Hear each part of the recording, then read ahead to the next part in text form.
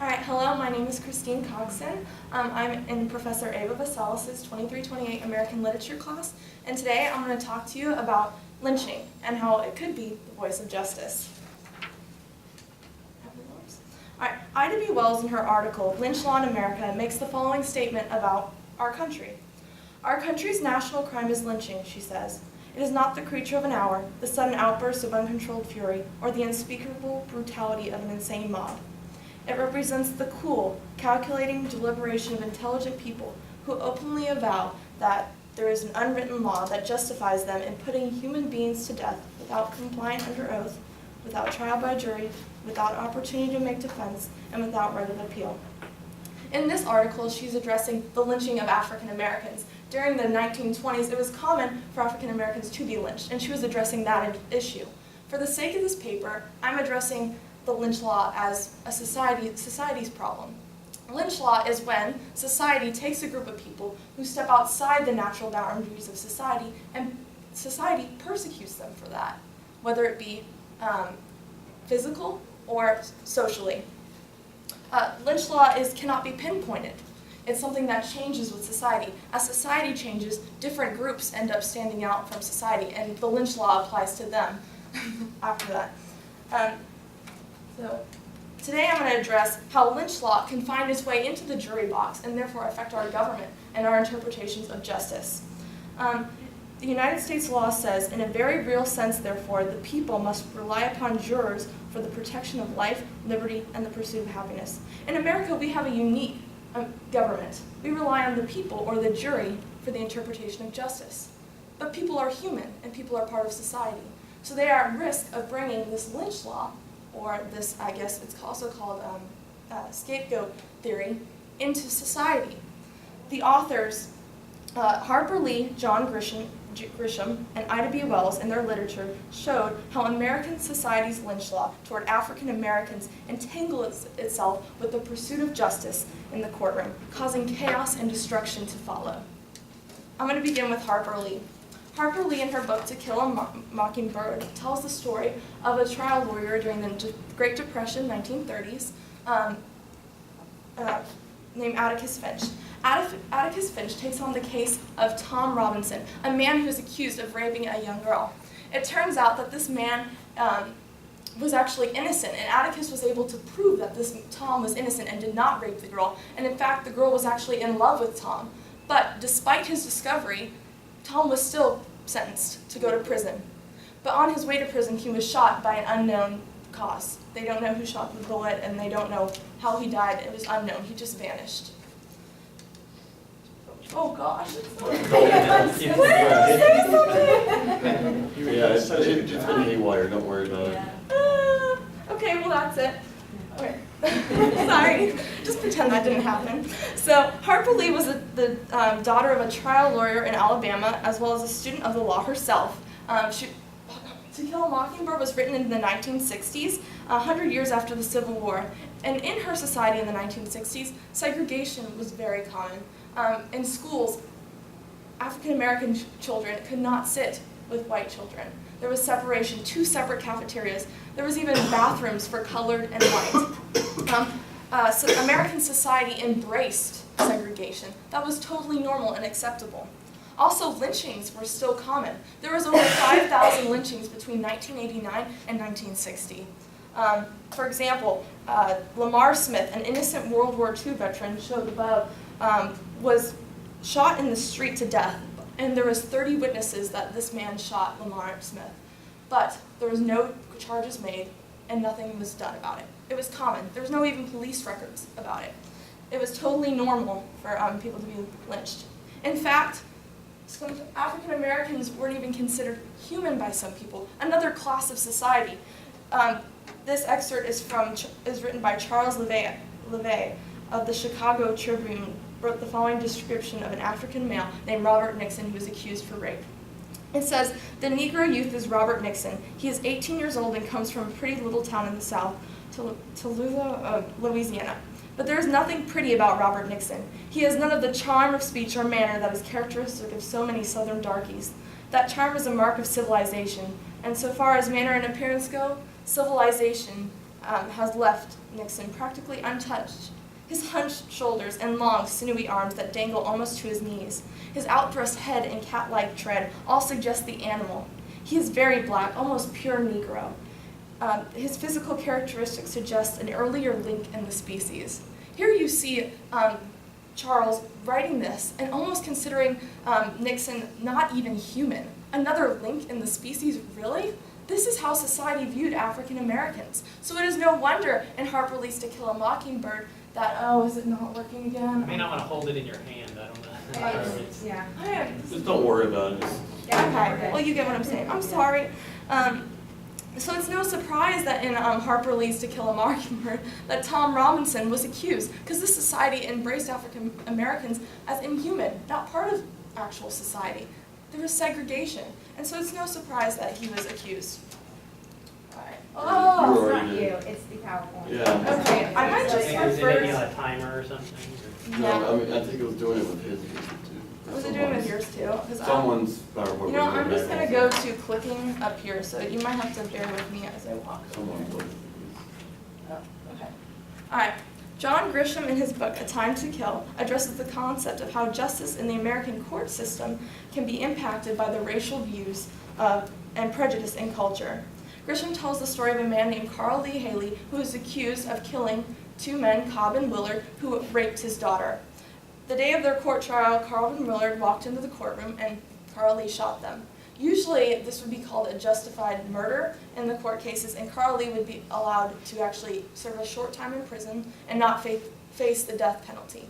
But in this case, a racial battle spews out over whether Carl Lee is truly innocent or not. He is faced with the death sentence, actually. Carl Lee hires a young lawyer named Jake to attend to his case. Jake has to fight and battle to allow Carl Lee to actually live. This town has an active KKK, and the K ends up attacking Jake's family and Carl Lee's family. The town seeks for Carl Lee to die, and by a short margin, actually, Carl Lee ends up going home. Okay. Grisham was talking about how Grisham shares some ideas on racism. He says, I think we are all racist, just at different levels. We prefer our race and are quick to condemn others. We are quick to look at life through colored glasses. Racism is a result of culture, and it depends on who's in your jury that defines whether you're going to be innocent or not in the government. Because we do trial by jury, and people make up the jury, they are at risk of bringing this lynch law in. We saw that in Carl Lee's case in the book. In the book, he wanted, the city did not want him to be innocent. The city was against him. The KKK was against him because that was their lynch law of the city.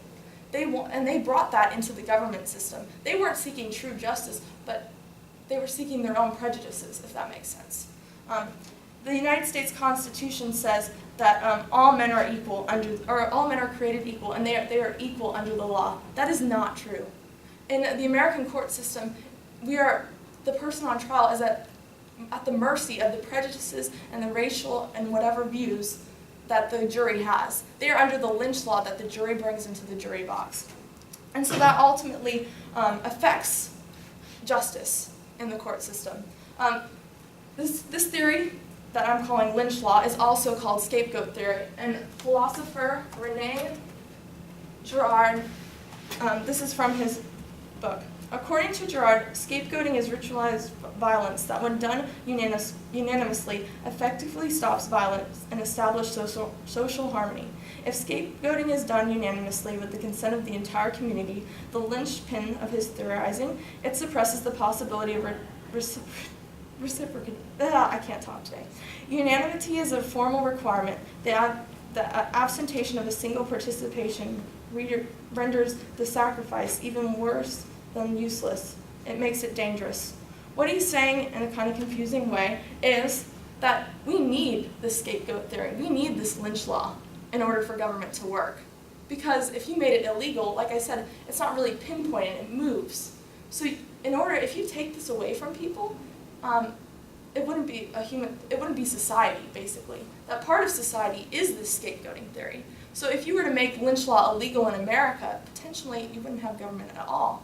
And but there's a fine line. lynch law exists today, but it's not overtaking in a mob mentality, but it's not illegal. It's kind of just there. It's allowed to exist because it is necessary for civilization. And, 1 minute. We see this, and Ida B. Wells shows in her book, Mob Rule in New Orleans, what happens when lynch law is taken in a mob mentality. Ida B. Wells, in her article, Mob Rule in New Orleans, tells the story of Charles and Pierce, two black men who are innocently sitting on the step. They are sitting there for no reason, just hanging out, I guess, and then two policemen come up and question them, saying, "Why are you sitting here?" And they just said, "Well, I don't know, because we can sit here, no problem." But the two police officers start beating the men. They beat them, abuse them, pretty bad. So one of the boys, Charles, pulls out a gun and shoots one of the officers. At that point, the officers, Charles runs, and there's a manhunt throughout New Orleans for Charles. While they're searching for Charles, there's a mob that just comes in swarms looking for him, bloodthirsty, and wanting to persecute any African Americans in their way, whether innocent or not. There could be an old lady on the street, and they just kill her just because she was black, and because they were looking for Charles. Even after Charles is taken to prison and killed, the mob is just so bloodthirsty and so angry that one of their officers was shot by an African American man that they ended up going on another killing spree and just killing innocent people.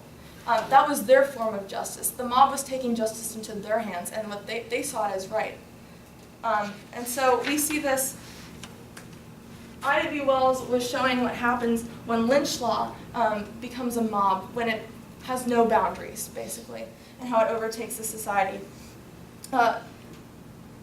During her time, around 1910, 1920s, when she came up with this theory and wrote Mob Rule in New Orleans, lynching was still common, like I said, and mob mentality did exist.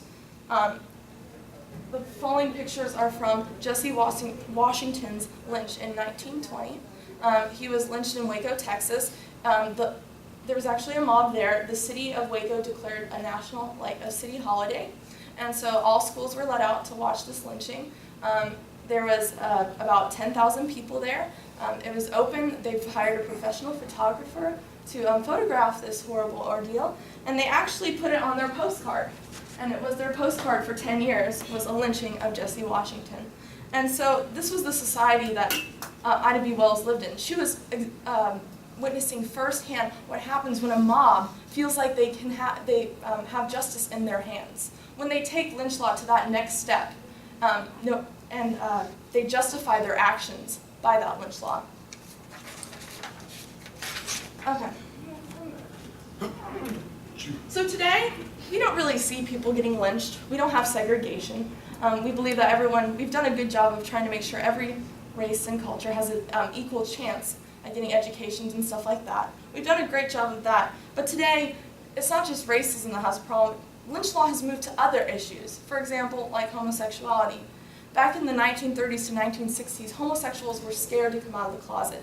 They were considered kind of the perverts of society. They couldn't get jobs. They had trouble participating in society. Nowadays, it's the opposite.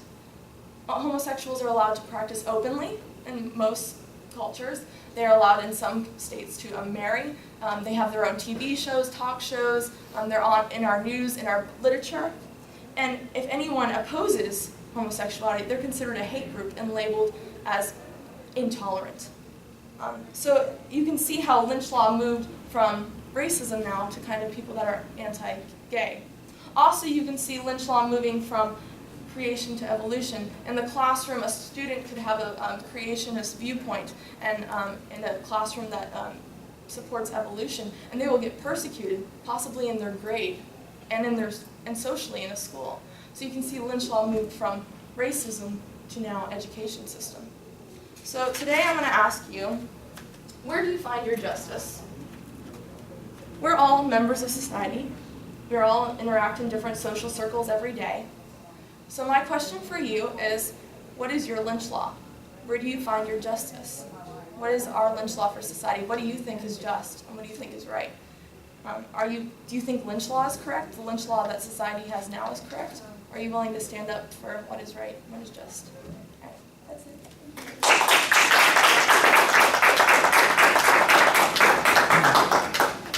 questions or anything?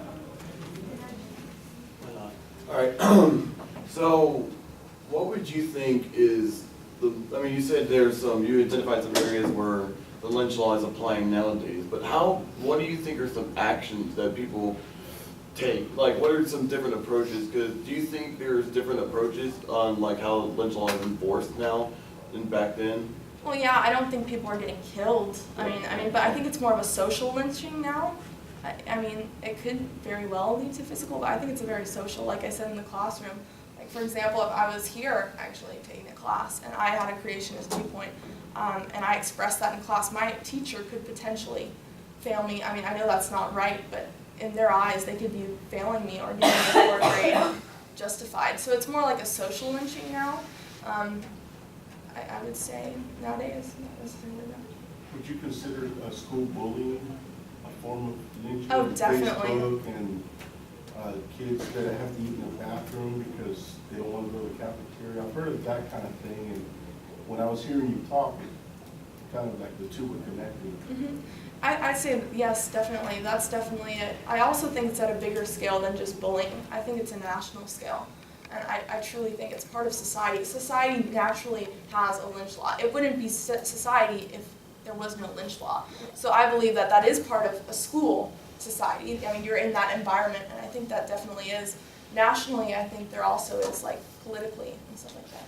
Do you feel that society should express more tolerance to these people, or do you think that everyone should remain like isolated to their own viewpoint? I don't know. I don't know the answer to that question. I think no matter what you do, no matter what steps you take, this will always exist at some level or another. I think, like I said, it's just part of society. I wish I could make it better. I wish that there could be a way to end it. But I think even if we become tolerant, but we still become intolerant to other things. We can't help it. We're human. I know me, I can say I'm tolerant of something, but in my heart of hearts, I'm like intolerant to it, if that makes sense. I mean, you have your natural tastes, and just like you individually have natural tastes and preferences, society has natural tastes and preferences. They may change from decade to decade, century to century, but they still do. So any other questions?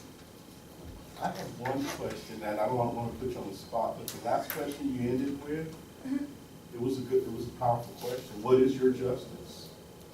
My That justice. was a huge question. I just would like to have your viewpoint on that. So what now, Christy? Wait until You y'all. have 5 minutes. Time over yet? You brought it home, I'm telling you, but I'd like to hear that. Okay, well, I'm a Christian, and I believe that Jesus Christ is my personal Lord and Savior. I believe that is the only way to get to heaven. So I am kind of intolerant of other things. So as a Christian, I believe that the Bible is the only true form of justice, because I believe that is truth. And in my opinion, that is the only truth, and that is the truth to live by, and I think that is truth to me. So. Any other questions? I'm sorry about the that was so weird. That was weird. It's, It was- It's like there's a ghost, Christy.